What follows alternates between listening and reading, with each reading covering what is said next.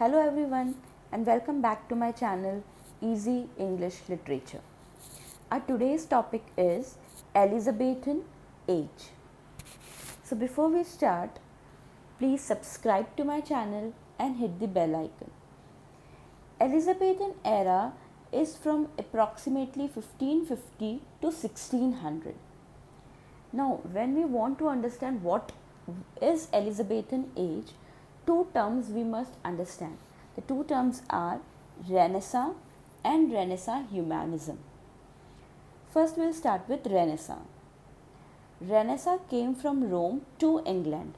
रोम से ये इंग्लैंड में आया था and it began in late 14th century. Interest in cultures of Greek and Rome. Renaissance में जो ग्रीक और रोम के कल्चर है उसमें ज़्यादा इंटरेस्ट दिखाया गया है. Rebirth of classical period. जो क्लासिकल पीरियड था उसका रीबर्थ हुआ रेनेसा में. Means what? रेनेसा से पहले क्या था कि सब गॉड में बिलीव करते थे. जो भी आर्ट था, लिटरेचर था, it was all about God. ठीक है, सब में गॉड को हाईलाइटेड किया था, गॉड को एम्पावर किया था.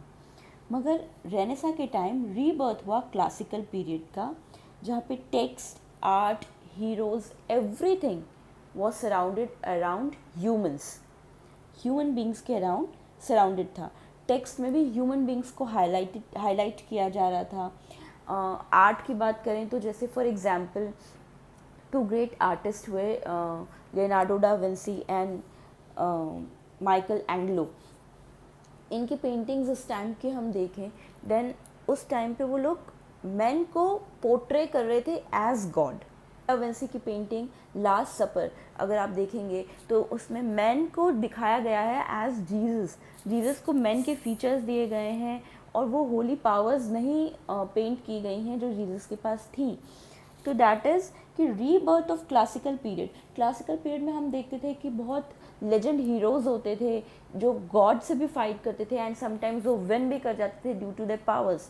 तो ये जो रीबर्थ दिखाया है क्लासिकल पीरियड का, जहाँ ह्यूमन बींग्स को हाईलाइट किया गया है. ग्लोरीफाई ह्यूमन बींग्स मतलब हर फील्ड में, चाहे वो आर्ट का फील्ड हो, चाहे लिटरेचर का फील्ड हो, एनी फील्ड, हर फील्ड में ह्यूमन बींग्स को ग्लोरीफाई किया गया रेनेसा में. तो Renaissance means to glorify human beings. Art about humans rather than mystical experiences. मतलब the everything in this period was about humans. जो आर्ट थी वो भी ह्यूमंस के बारे में थी rather than mystical experiences. Earthly experiences, life कैसी है, लाइफ में व्हाट सिचुएशंस कम्स, या लाइफ, डेथ, ये सब के बारे में दिखाया गया है. मिस्टिकल एक्सपीरियंसेस के बारे में नहीं, मतलब जो एक्सपीरियंस एग्जिस्ट ही नहीं कर रहे हैं गॉड के बारे में, वो सब के एक्सपीरियंसेस नहीं शो किए गए हैं. Everything is about humans. तो this is Renaissance. The next term is Renaissance humanism. Renaissance humanism में ये दिखाया गया है और ये हाईलाइट किया गया है कि man has beauty, worth and dignity. Before Renaissance और Renaissance humanism all these things were only with God. सिर्फ गॉड के पास ही थी एंड इट वॉज बिलीव्ड कि मैन इज़ बॉर्न सिंड, कि मैन तो पैदा होता ही कुछ सिन करने के लिए है, या वो अपनी लाइफ टाइम में कुछ ना कुछ सिन करेगा ही करेगा. ठीक है, but Renaissance humanism portrayed human being with beauty, worth and dignity. Life should be around humanity, not church regulations and power. Renaissance humanism believed कि life should be around humanity, not around church regulations and power. Before this, everything was, या all the power was with church. सब कुछ church के पास था. Church rules set करता था, church regulation set करता था. Church, if church says that this is a sin, then this is a sin. If church says that this is not a crime, then this is not a crime. So everything was surrounded around church. But Renaissance humanism believed that human being, not church, human being has beauty, worth and dignity.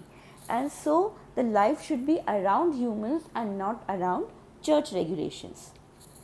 Replaced ideology of church to ideology of humanism. Renaissance humanism ने church की ideology को humanism की ideology से replace किया. पहले church decide करता था कि सिन क्या है, गुड क्या है, बैड क्या है, लाइफ में क्या करना है, किस एक्ट के बाद क्या एक्ट होगा.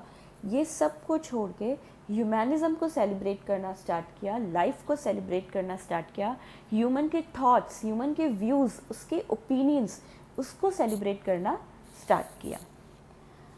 अब व्हाट वाज द रीज़न कि ये जो गॉड और चर्च से सारी आइडियोलॉजीज़ रिप्लेस होकर ह्यूमंस की तरफ आने लगी.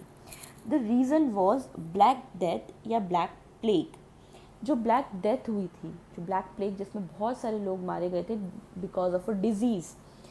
तो पीपल थॉट कि हम चर्च को इतना बिलीव करते हैं, गॉड को इतना मानते हैं, फिर भी हमारे इतने लोग मर रहे हैं. तो दे वर इन अ काइंड ऑफ डिप्रेशन कि चर्च और गॉड ऐसा क्यों कर रहा है या ऐसा क्यों हो रहा है.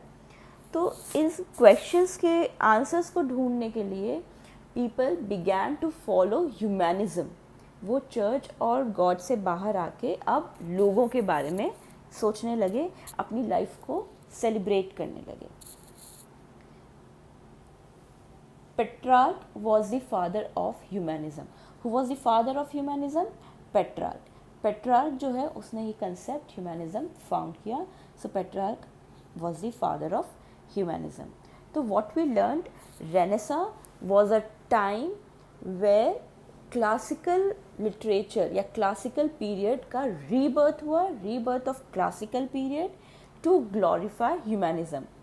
Renaissance, rebirth of classical period to glorify humanism, and Renaissance humanism to celebrate humanism and replace the church ideologies to the ideologies of humanism to celebrate life. And Petrarch, father of humanism. तो ये है Renaissance और Renaissance humanism. Elizabethan era को study करते हैं तो we have to come across a word inkhorn controversy. Now what is Inkhorn controversy? Involvement of Greek and Latin words in English. English language में Greek और Latin words को involve करना. ठीक है. तो कुछ writers believe करते थे कि English language में Greek और Latin words को involve करना चाहिए. ठीक है. और कुछ writers believe करते थे कि नहीं, ग्रीक और लेटिन वर्ड्स को इंग्लिश लैंग्वेज में इंक्लूड नहीं करना चाहिए, अदरवाइज जो लोकल लैंग्वेज है, जो इंग्लिश लैंग्वेज है, वो करप्ट हो जाएगी. ठीक है. Because Greek and Latin are very scholarly language, बहुत हाई लैंग्वेज है, तो इसको हम इंग्लिश में इंक्लूड नहीं कर सकते. For example, Sanskrit is a very scholarly language.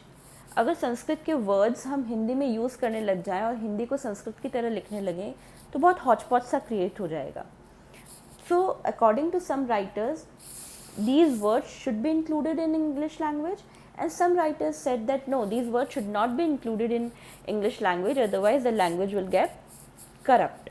तो ये था Inkhorn controversy कि ग्रीक और लेटिन वर्ड्स को इंग्लिश लैंग्वेज में इन्वॉल्व करना है या नहीं करना है.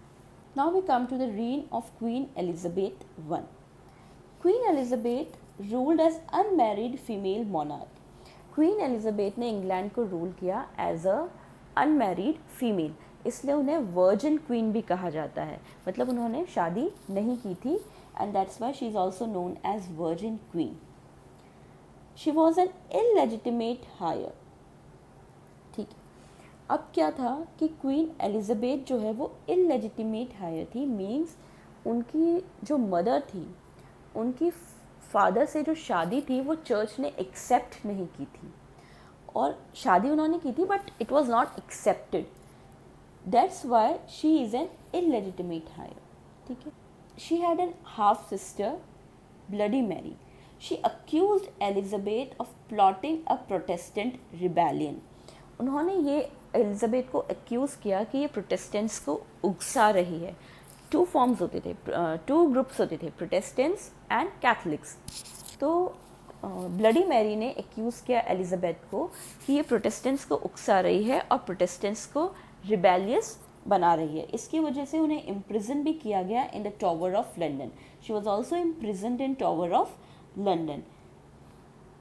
केम टू थॉर्न इन 1558, ठीक है, 1558 में एलिजाबेथ थ्रोन पे आई, यानी उन्होंने इस ईयर से रूल करना स्टार्ट किया। Worked to heal the land. जो फर्स्ट इम्पॉर्टेंट काम एलिजाबेथ ने किया वो था to heal the land, land को ठीक करना। लैंड को ठीक करना मीन्स व्हाट? एलिजाबेथन एरा से पहले there was two groups, Catholics and Protestants, और ये दोनों ही आपस में फाइट करते रहते थे। कुछ रूलर्स आए जिन्होंने कैथलिक्स को अबव किया, हाईलाइट किया, और प्रोटेस्टेंट्स को अप्रेस किया। At that time Catholics were ruling. कुछ रूलर्स आए जिन्होंने प्रोटेस्टेंट्स को हायर पोजीशन पे रखा और कैथलिक्स को अप्रेस किया। At that time Protestants were at higher position.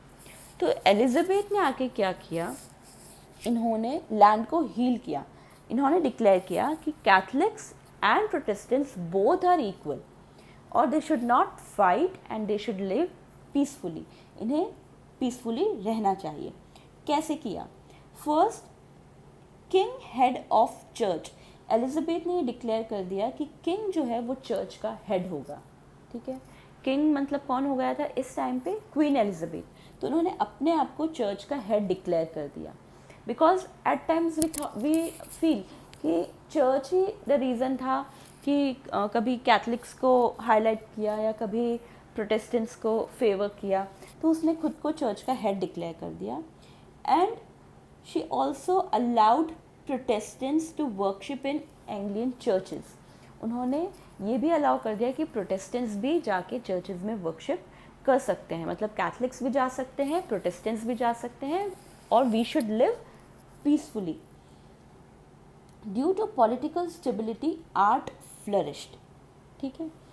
अब इस पॉलिटिकल स्टेबिलिटी की वजह से आर्ट जो है वो फ्लरिश होने लगी, क्योंकि इससे पहले हमने देखा जैसे वॉर ऑफ रोजेस हुआ या सिविल वॉर हुआ, एवरी टाइम जब वॉर ही हो रहा है तो आर्ट फ्लरिश नहीं हो सकती।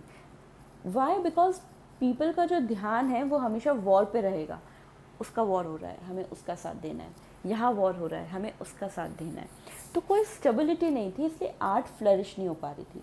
मगर क्योंकि एलिजाबेथ ने आके लैंड को हील किया, तो ड्यू टू पॉलिटिकल स्टेबिलिटी आई, सब कुछ पीसफुल हो गया, सब कुछ स्टेबल हो गया, तो अब लोगों के पास टाइम था to think other than all these activities, other than all these war activities. तो that was the reason art flourished in Elizabethan era. Promote agriculture. Elizabeth ने एग्रीकल्चर को बहुत प्रमोट किया, and during her reign England became the highest supplier of wool. Okay, तो इसने agriculture को promote किया and scientific knowledge को भी प्रमोट किया। ओवरसीज़ एक्सप्लोरेशंस को भी प्रमोट किया। मतलब अब एलिजाबेथ का जो रीन था वहाँ पे बिल्कुल वॉर नहीं था, बिल्कुल स्टेबिलिटी थी। तो लोगों ने आर्ट के बारे में भी सोचा, एग्रीकल्चर के बारे में भी सोचा, या साइंस के बारे में भी सोचा, एक्सप्लोरेशंस के बारे में भी सोचा। So this was the era of progress. इसलिए Elizabethan age is also known as the golden period. Okay, Elizabethan age is also known as golden period. इस एलिजाबेथन एरा में Spanish Armada attacked England.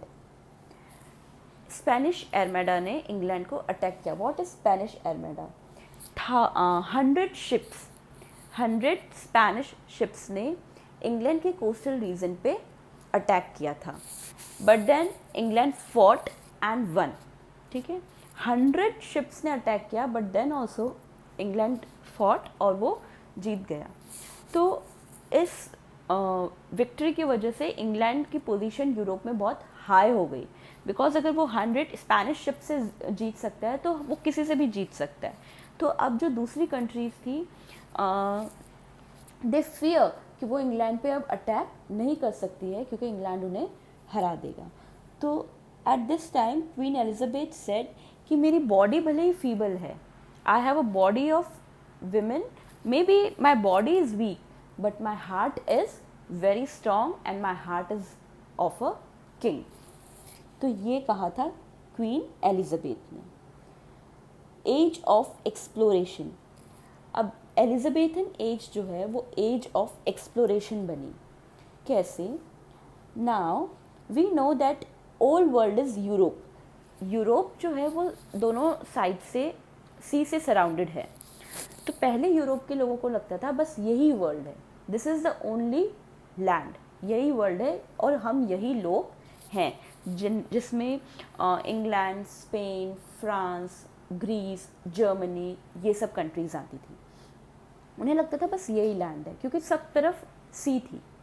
But now they started exploration.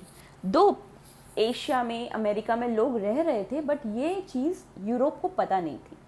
तो अब Elizabethan era में उन्होंने exploration start किया। तब they found new world. ठीक है, new world already existed but वो यूरोपियंस के माइंड में एग्जिस्ट नहीं कर रहा था। तो ओल्ड वर्ल्ड तो हो गया यूरोप और न्यू वर्ल्ड में आ गए अमेरिका, एशिया।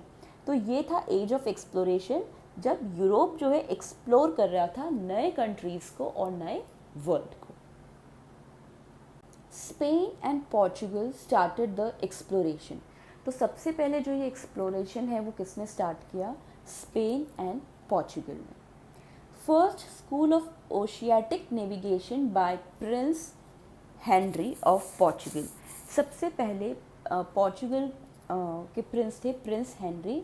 उन्होंने ओशियाटिक नेविगेशन की एक स्कूल स्टार्ट की। ठीक है, never participated in any expedition. दो प्रिंस हेनरी कोई भी एक्सपीडिशन में पार्टिसिपेट नहीं किए बट उन्होंने मैप क्रिएट करने में हेल्प करी। ठीक है, इन्होंने किसी एक्सपीडिशन में पार्ट नहीं लिया बट मैप क्रिएट करने में हेल्प किया।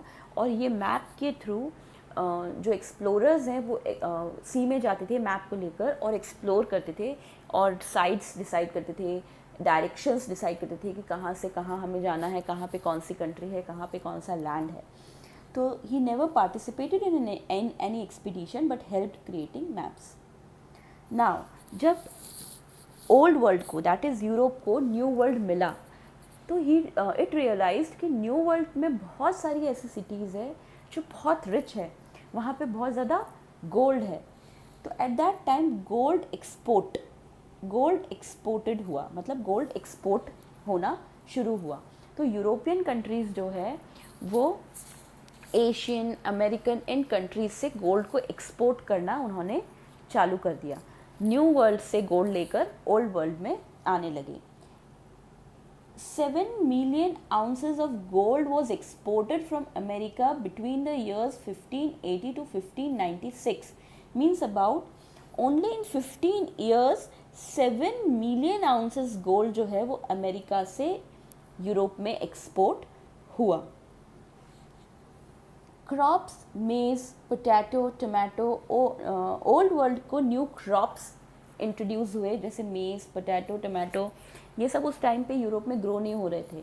जब इन्होंने न्यू वर्ल्ड फाउंड किया तब इन्होंने ये न्यू क्रॉप्स इंट्रोड्यूस हुए इनके सामने एंड इन्हें भी इन्होंने एक्सपोर्ट करना चालू किया एंड देन ग्रो करना चालू किया। ये तो हुआ कि ओल्ड वर्ल्ड ने न्यू वर्ल्ड से क्या लिया। अब न्यू वर्ल्ड को इंट्रोड्यूस किया to horses, pigs and domestication. New world को इन्होंने इंट्रोड्यूस किया डोमेस्टिकेटेड लाइफ से कि इन एनिमल्स को हम डोमेस्टिकेट करके ये चीज़ हम लोग ले सकते हैं, इनसे ये चीज़ ऑब्टेन होती है, ये चीज़ हम खा सकते हैं, इनको ऐसे यूज़ कर सकते हैं। तो ये सब इंट्रोड्यूस किया न्यू वर्ल्ड को। तो ये एक तरीके से एक एक्सचेंज हुआ, ओल्ड वर्ल्ड ने भी कुछ न्यू वर्ल्ड को दिया और न्यू वर्ल्ड से भी ओल्ड वर्ल्ड में आया। ये जो ग्रेट एक्सचेंज था इसे नाम दिया गया कोलंबियन एक्सचेंज और the grand exchange. Okay, Colombian exchange और द ग्रैंड एक्सचेंज। अब हम जानते हैं कि every good thing comes with some of the other bad things. So जब ये सारी चीज़ें एक्सचेंज हो रही थी तो कुछ इन्फेक्शियस डिजीज़ेस भी एक्सचेंज हुई, लाइक स्मॉल पॉक्स। ठीक है, तो जब हम इंग्लैंड के लोग अमेरिका जाके गोल्ड ला रहे थे तो उस टाइम पे उनके साथ कुछ इन्फेक्शियस डिजीज़ेस जो पहले ओल्ड वर्ल्ड यूरोप में नहीं थी वो भी एक्सचेंज होने लग गई। और इस एक्सप्लोरेशन का एक अलग फेज़ जो सामने आया वो था एनस्लेवमेंट एंड कोलोनाइजेशन। अब क्या हुआ कि जब ये लोग ओल्ड वर्ल्ड के लोग न्यू वर्ल्ड में जाने लगे तो ये लोगों को एनस्लेव करने लगे और कॉलोनीज़ बनाने लगे। मींस लोगों को वहाँ से लेकर आ जाते थे और यहाँ अपना स्लेव बना लेते थे, या किसी न्यू वर्ल्ड की किसी कंट्री पे अटैक करके और उस कंट्री को अपने अंडर ले लेते थे, कॉलोनीज़ बना लेते थे, अपने अंडर ले लेते थे। तो ये एनस्लेवमेंट और कॉलोनाइजेशन भी इस टाइम पे एक्सप्लोरेशन के टाइम पे होने लगा। और यूरोपियन कंट्रीज़ जो थी, जैसे स्पेन है, फ्रांस है, इंग्लैंड है, जर्मनी, इन सब में कंपटीशन स्टार्ट हो गया कि कौन ज़्यादा जाके एक्सप्लोर करता है और कौन ज़्यादा कॉलोनीज़ बनाता है और कौन अपना बड़ा एम्पायर क्रिएट करता है। तो ये कंपटीशन हो गया। तो एज ऑफ एक्सप्लोरेशन के साथ साथ कहीं ना कहीं ये एज ऑफ एक्सप्लॉयटेशन भी बन गया। तो this was all about Elizabethan era. Now one more thing, important term we have to study, that is the stationers company. What was the stationers company? The stationers company was found in England in 1403 and received the royal charter in 1557. Found हुई थी 1403 में और royal charter मिला था 1557 में। Stationers company जो है एक रजिस्टर या कोई एक रिकॉर्ड बुक मेंटेन करती थी, स्टेशनर्स रजिस्टर या रिकॉर्ड बुक मेंटेन करती थी और डील करती थी all the professions related to publishing industry. Publishing industry से रिलेटेड जो भी प्रोफेशंस हैं उनसे डील करती थी, चाहे वो बुक सेलिंग हो, चाहे बुक पब्लिशिंग हो, बुक राइटिंग हो, एडिटिंग हो, एनीथिंग जो भी पब्लिशिंग इंडस्ट्री से रिलेटेड है उससे ये डील करती थी। लाइक अभी क्या होता है कि हम कोई भी बुक पब्लिश करते हैं तो हम उसको पेटेंट कराते हैं या कोई कॉपीराइट उस पर करवाते हैं सो दैट कोई और पर्सन उस बुक को अपने नाम से पब्लिश न कर सके। तो eight that time this copyright thing was done in stationers register. लोग अपनी बुक लिखते थे और जाके उस रजिस्टर में रिकॉर्ड करवा देते थे कि ये बुक है और ये मैंने लिखी है, इसके बाद इस बुक को कोई लिख नहीं सकता या इस बुक को कोई अपने नाम से पब्लिश नहीं कर सकता।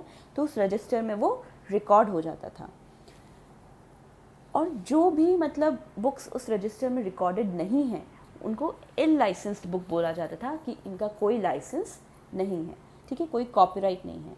तो ये एक तरीके से early form of copyright law है। जो अभी हमारे पास कॉपीराइट लॉ है उसका अर्ली फॉर्म था stationers register. So this is all about Elizabethan era. Now we move on to the list of writers of this Elizabethan age that you must study for your NET and SET exam. Important writers Elizabethan age के जो हमें NET और SET exam में detail में study करने ही हैं। First poets Edmund Spenser, Thomas Sackville, Philip Sidney and Michael Drayton. Dramatists Christopher Marlowe, Robert Greene, Thomas Nash, John Lilly, Thomas Lodge, George Pale, Thomas Kidd and William Shakespeare. An important essayist Francis Bacon, Richard Hooker, Walter Raleigh, Richard Hakluyt, Samuel Purchas, John Fox, William Camden and John Knox.